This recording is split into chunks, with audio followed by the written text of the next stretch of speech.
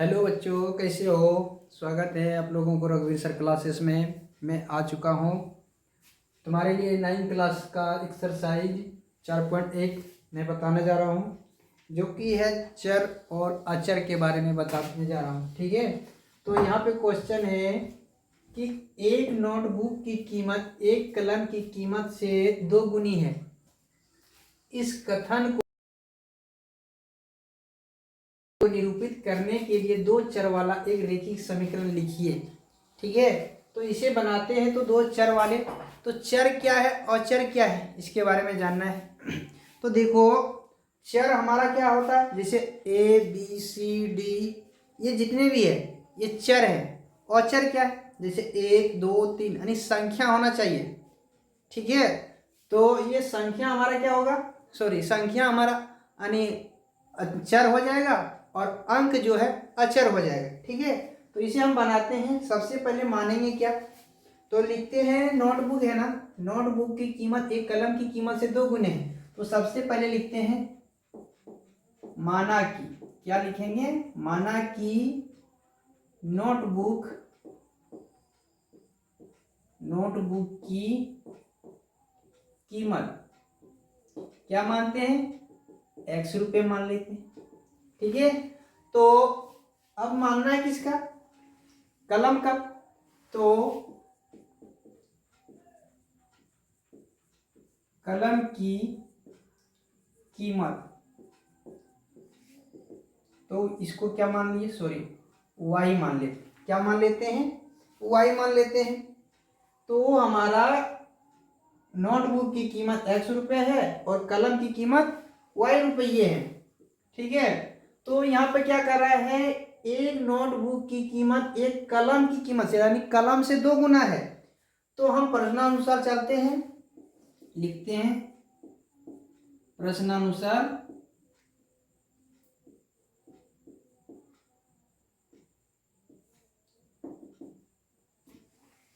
ठीक है। तो सबसे पहले लिखते हैं नोटबुक की कीमत बराबर कितना हो जाएगा, तो नोटबुक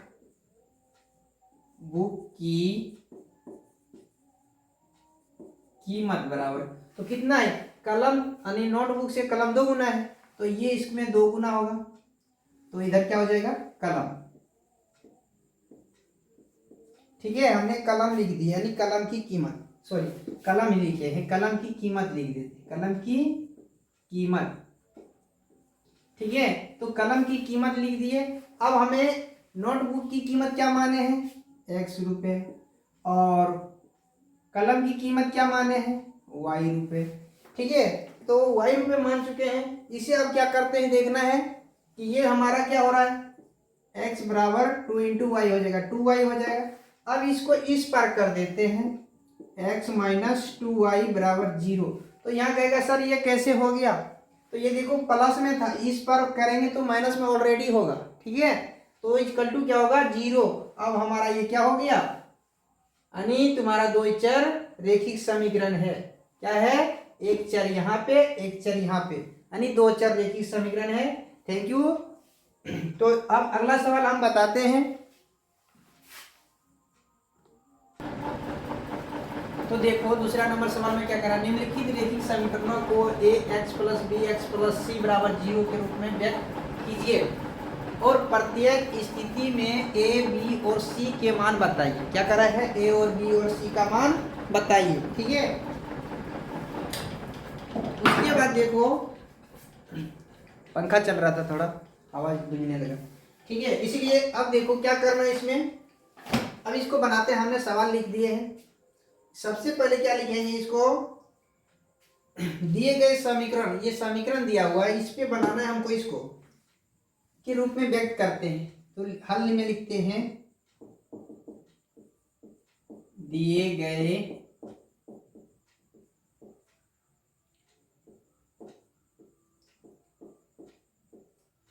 समीकरण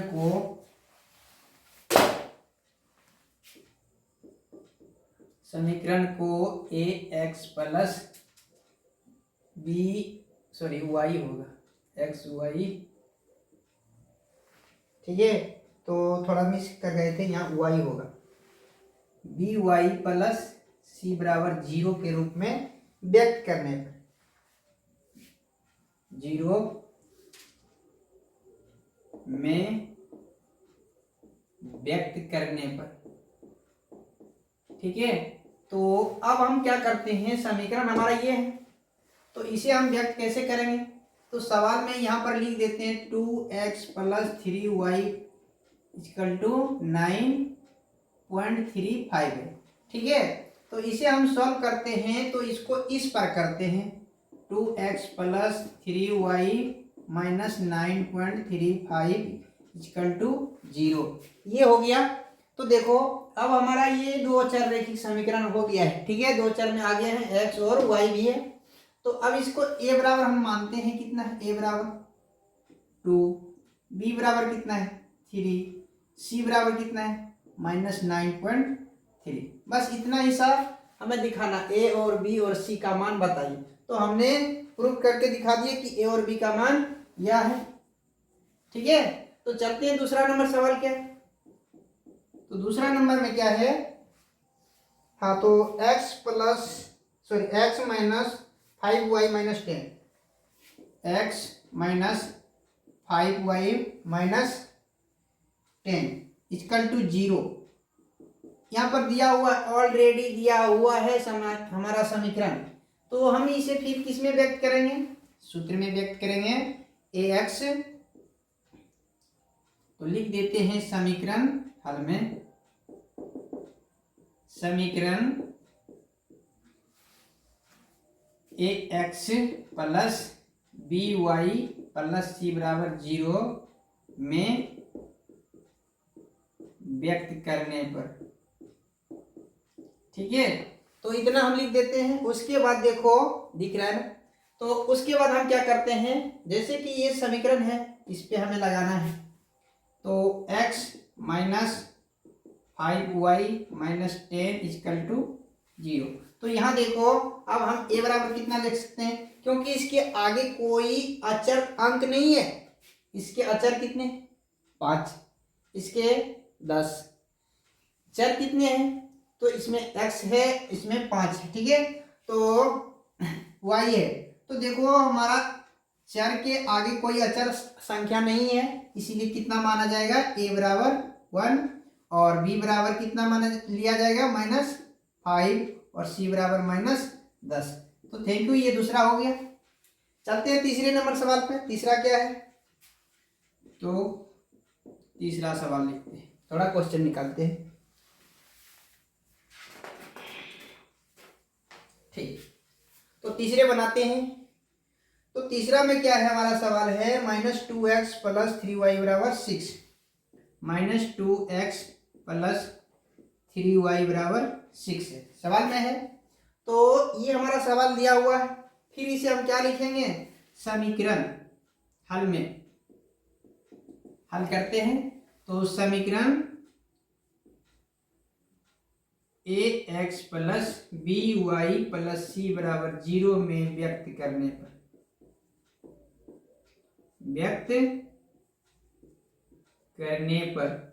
ठीक है। तो व्यक्त करते हैं, हमारा देखो ये सवाल है -2x प्लस 3y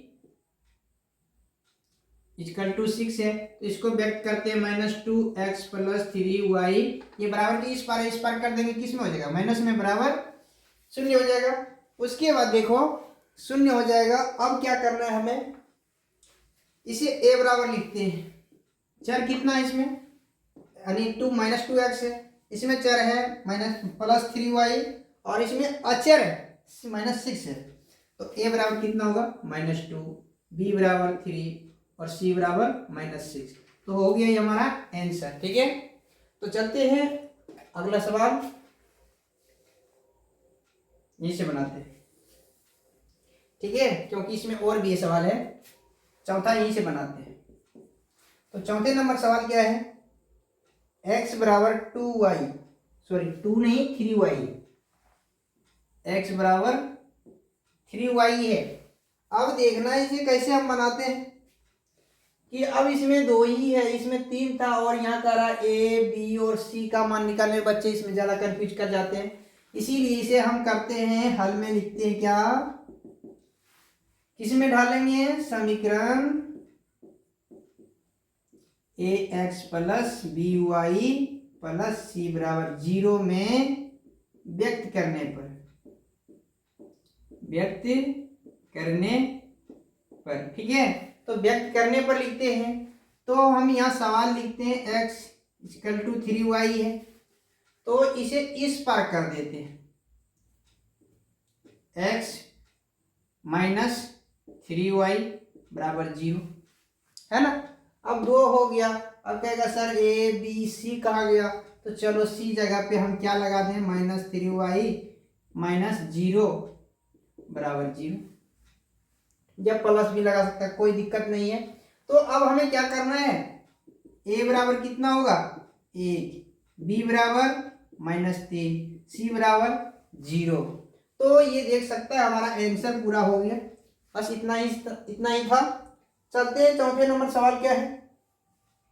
तो चौथे नंबर सवाल देखते हैं, सॉरी 5वें नंबर होगा, चौथे नंबर तो हो गया, 5वीं नंबर में क्या है, 2x बराबर -5y, 2x बराबर -5y। तो फिर हम यही लिखेंगे इस सवाल में भी। तो देखो समीकरण A X plus B Y plus C बराबर 0 में व्यक्त करने पर, ठीक है। तो व्यक्त करने पर, उसके बाद देखो व्यक्त करने पर लिखे हैं। अब हमें सवाल को ये लिखना है 2x प्लस सॉरी -5y। तो उसके बाद देखो यहाँ 2x ना, इसको ये माइनस में है तो इसको इस पर पलट देना है। किस में पलटना है, इस पर। तो ये हमारा हो जाएगा प्लस में, +5 बराबर 0। अब देखो यहाँ कुछ नहीं है, a b c, तो c बराबर कुछ नहीं है, तो इसको लिख देंगे 2x प्लस 5y प्लस 0 बराबर 0, ठीक है। इतना लिख दिया। अब हम लिख सकते हैं इसमें a बराबर 2, b बराबर 5 और c बराबर 0। तो ये हमारा आंसर हो गया। चलते हैं, ठीक है। तो और सवाल अगला देखते हैं। अभी और इसमें है, बहुत लंबा है, इसमें 5 6 7 8 क्वेश्चन है। तो अभी 5 तक किए हैं, 3 क्वेश्चन और बाकी है। तो छठा लिखते हैं। छठे नंबर सवाल में क्या है, 3x प्लस 2 बराबर 0, 3x प्लस 2 बराबर 0। अब यहाँ देखो हमारा एक ही चर है, 2 ही चर नहीं है। यहाँ पर कंफ्यूज नहीं होना तुम लोगों को। तो देखो बिल्कुल सॉल्व कर देते हैं इसको। हमारा क्या है 3x, ये प्लस में है ना, इस पर कर दो इसको, -2 हो गया। तो देखो -2 कर दिए। अब कहेगा सर इसमें तो y नहीं है। यहाँ पर सवाल में देखो सूत्र में ये कह रहा है ax plus B Y plus C कह रहा है, लेकिन इसमें c नहीं है यानी b नहीं है। अब तो c में तुम्हारा क्या है, कोई चर यानी नहीं है, यानी अचर संख्या इसमें नहीं है। तो इसलिए अचर को लाने के लिए हमें y बराबर क्या करना होगा, 3x प्लस 0 गुना y प्लस इक्वल टू -0, ऐसा कर देते हैं। क्या लिख देंगे, 0 गुना y। तो हमारा यहाँ पे क्या हो जाएगा, 3x प्लस 0 गुना y, इसको इस पार कर दो, प्लस 2 बराबर 0 हो गया। तो देखो अब हमारा 0 गुना y हो गया है, तो यह मान क्या है 0। तो 3 यानी a बराबर हमारा कितना है 3, b बराबर कितना है 0, c बराबर कितना 2। तो ऐसे हम सॉल्व कर सकते हैं इसको, इसे हम ऐसे ही सॉल्व कर सकते हैं, ठीक है। तो चलते हैं अगला सवाल, ठीक। अब छठे हो गया, 7वें की बारी है। तो 7वें नंबर सवाल क्या है, सवाल लिखना पड़ेगा। तो सवाल है y -2 बराबर 0, y -2 बराबर 0 है, ठीक है। ये सवाल इतना है। अब कहेगा सर ये भी उसी तरह है, अब इसमें एक्स वाला इसमें था, तो अब की इसमें वाई वाला, सॉरी इसमें वाई वाला नहीं था, तो अब की इसमें एक्स वाला नहीं है। अब बच्चे फिर परेशान, तो देखो इसको फिर क्या लिखेंगे, सॉरी इसमें समीकरण नहीं लिखे देना, इसमें लिखना है समीकरण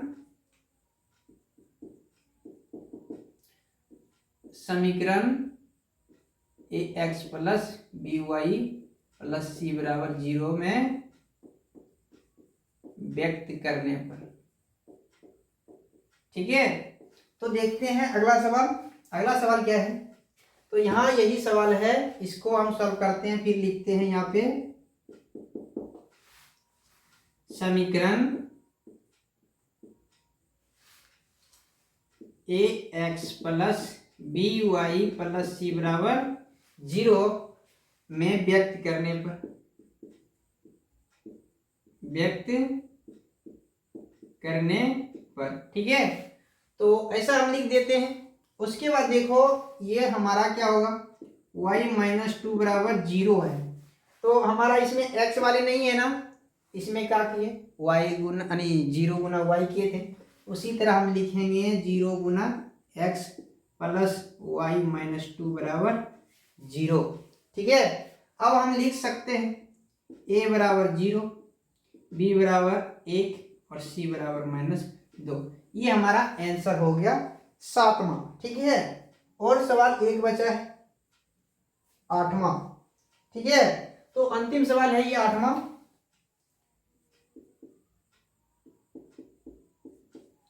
तो 8वें नंबर सवाल में क्या है, 5 बराबर 2x। अब देखो बच्चे बहुत कंफ्यूज करते हैं कि इसमें ये इधर है सर, कैसे बनेगा। तो इसे हम बनाते हैं बिल्कुल सरल तरीके से। इसमें क्या लिखना है, समीकरण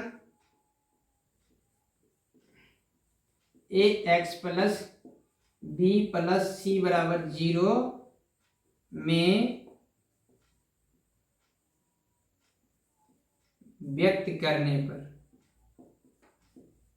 व्यक्त करने पर। ठीक है, तो सवाल हम लिखते हैं नीचे, 5 बराबर 2x है, तो इसमें y नहीं है ना, तो चलो इसको इस पर कर देते हैं, पलट देते हैं, इधर पलटो चाहे इधर पलटो, 2x बराबर 5। बच्चे कंफ्यूज कर जाते हैं सर इधर ऐसे कैसे करें, तो यहाँ पर हमने देख लिए कि इसको इस पर कर दिए, इसको इस पर कर दिए। ठीक है, अब इसे सॉल्व करते हैं, y है क्या इसमें, नहीं है, तो यहाँ लिखेंगे 2x प्लस 0 गुना y बराबर 5, ऐसा लिख देंगे। उसके बाद इसे क्या करते हैं, इसको इस पर कर देंगे, 2x प्लस 0 गुना y -5 बराबर 0। ये हो गया। अब हमारा ए बी सी हो गया है। अब हम लिख सकते हैं, तो a बराबर 2, b बराबर 0 और c बराबर -5। तो ये हमारा भी आंसर कंप्लीट हो गया। तो थैंक यू बच्चों। तो इसे बनाना है अपने से, एक बार वीडियो देख लो, उसके बाद फिर से अपने से बनाओ। ठीक है, और मिलते हैं तब तक के लिए अगली वीडियो में। बाय।